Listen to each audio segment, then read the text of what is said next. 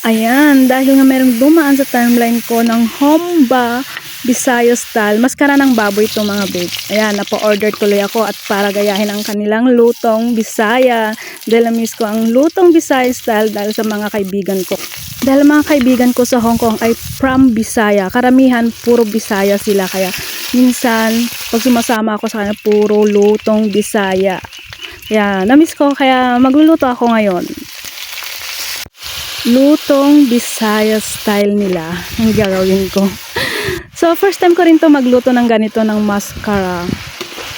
Kaya ang buhay ko ngayon lang ako magluluto ng dahil sa kanila. Miss na miss ko na sila. Shout out sa mga kaibigan kong Bisaya diyan sa Hong Kong at sa Dumaguete. Ayan, napaluto tuloy ako ng yung lutong style na Bisaya. So tignan natin ang kilalabasan nito. At yan, linagyan ko rin yan ng pineapple, bell pepper. Parang sarap-sarap ng itsura niya. Excited tuloy akong tikman. Oh my gulay.